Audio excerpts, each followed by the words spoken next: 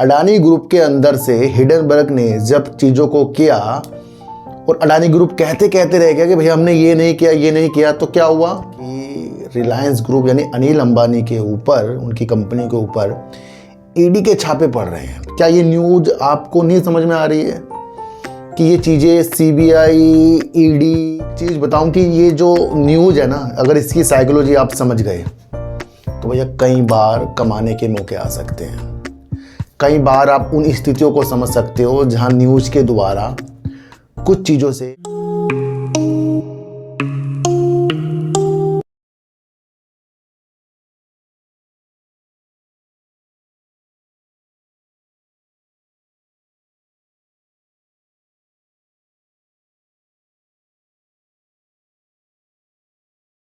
नमस्कार, मैं स्वागत करता हूं आपका अपने ही चैनल पर जिसका नाम है सार्थक बाजार से। आज बात करेंगे रिलायंस ग्रुप की, आर पावर, आर इंफ्रा की, बात करेंगे वोडाफोन आइडिया की। सर देखो सर, मैं आपको एक चीज़ बताऊं कि ये जो न्यूज़ है ना, अगर इसकी साइकोलॉजी आप समझ गए तो भैया कई बार कमाने के मौके आ सकते हैं। कई बार आप उन स्थितियों को समझ सकते हो जहां न्यूज़ के द्वारा कुछ चीज़ों से कुछ समझ चीज़ आती है कि कहाँ हमें एग्ज़िट और कहाँ हमें एंट्री की स्थितियाँ बनती है, और कहाँ फिजूल की जो तेज़ी होती है उसकी नीतियाँ जो है उसको भी आपको समझ कर आनी चाहिए।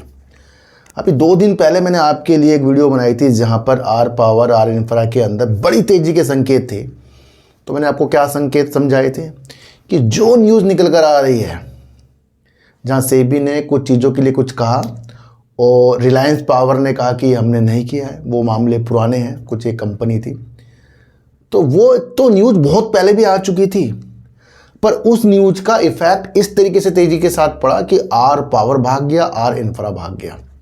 उसी वक्त मैंने आपको समझाया था कि रिलायंस ग्रुप यानी अनिल अंबानी के ऊपर, उनकी कंपनियों के ऊपर ईडी के छापे पड़ रहे हैं। क्या ये न्यूज़ आपको नहीं समझ में आ रही है कि ये चीज़ें सीबीआई, ईडी और आपका सेबी जांच कर रही हैं, जांच अभी तक चल रही हैं।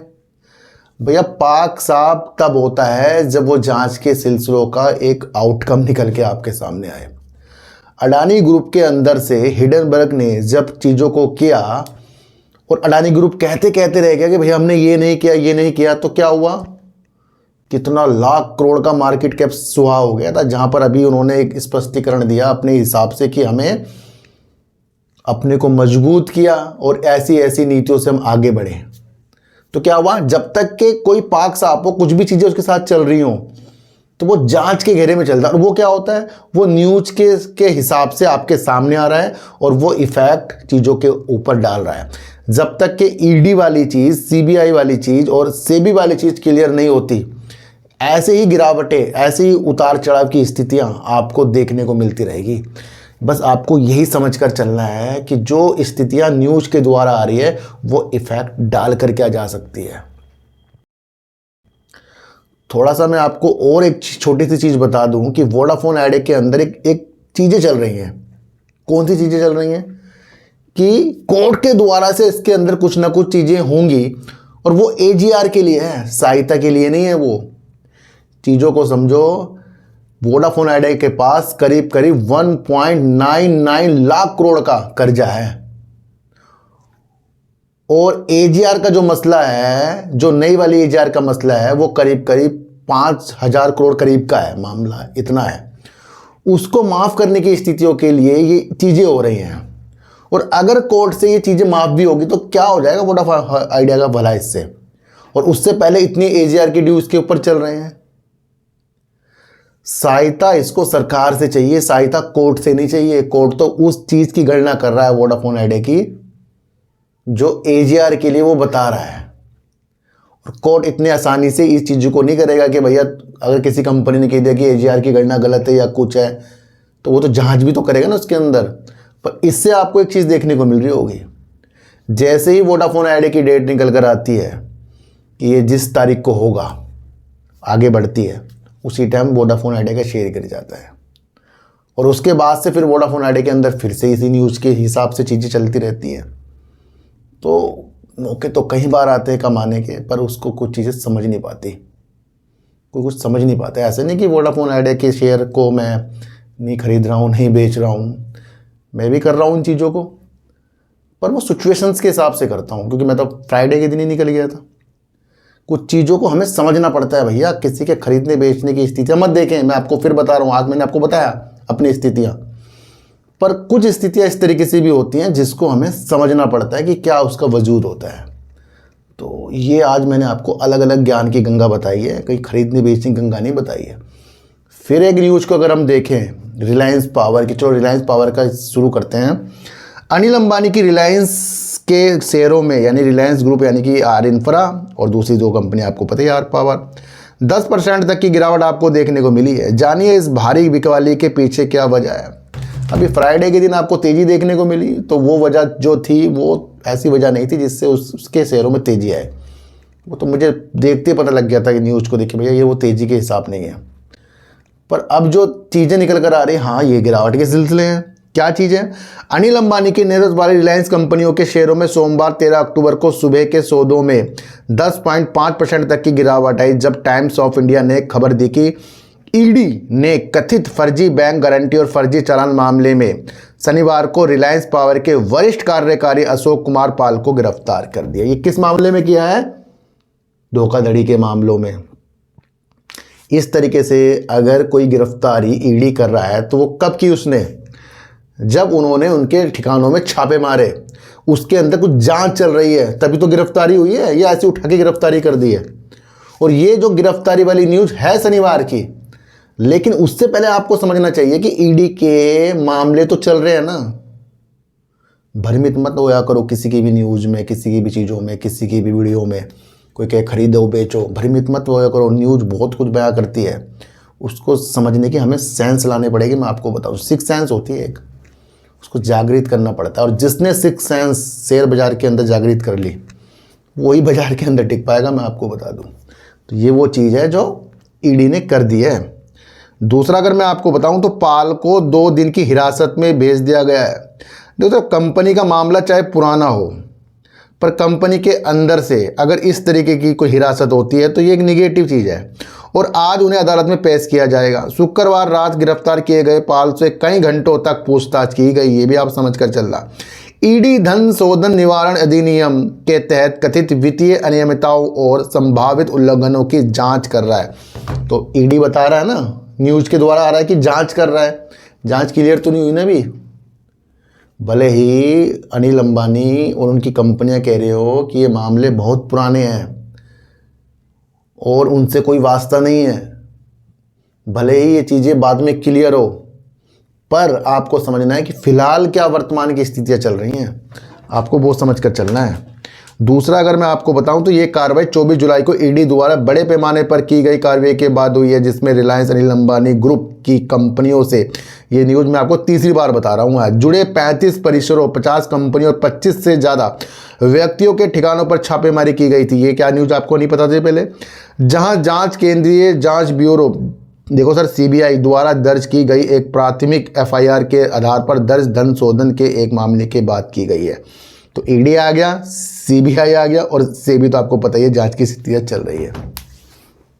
भैया कमा तो आप कभी भी लोगे, बचाओगे कैसे अपना आपको? सबसे पहले आपको ये समझना है, कमा तो लोगे आप अगर आपकी दृष्टि सही है, सब कुछ सही है। ऐसा नहीं हो रहा कि इनके ऊपर मामले चल रहे तो कंपनी बेकार होगी जी, काम तो बेस्ट कर रही है ना। फिलहाल की रणनीतियाँ आपको समझ कर चलनी पड़ेगी। अब बात करेंगे वोडाफोन आइडिया की। देखो सर, वोडाफोन आइडिया के अंदर सब कुछ सही चल रहा था, बीते दिनों भी सब कुछ सही था। डेट आती गई, 13 अक्टूबर की डेट, आज की डेट, मैंने आपको परसों ही वीडियो बनाई थी, यानी कल बनाई थी मैंने आपको, होशियार खबरदार, बहुत कुछ चीज़ें मैंने आपको समझाई है कि जहाँ न्यूज़ आ रही है तो डेट आगे भी बढ़ सकती है, और ज़रूरी नहीं कि वो कोर्ट से कुछ पॉजिटिव ही आ जाए या निगेटिव ही आ जाए। तो दोनों अच्छी स्थिति आपको समझ कर चलनी पड़ेगी। और वोडाफोन आइडिया जैसा शेयर जहाँ सबकी नज़र है, वहाँ कुछ दिमाग वाले कमा कर जाएंगे, मैं आपको बता दूँ। ऐसा नहीं कि इसके अंदर और मौके बंद हो गए जी, और मौके नहीं आएंगे। बहुत कुछ रणनीतियाँ हैं, क्योंकि सरकार तो ये कह दी है ना कि हम और स्टेक नहीं बढ़ाएंगे इसके अंदर अपना।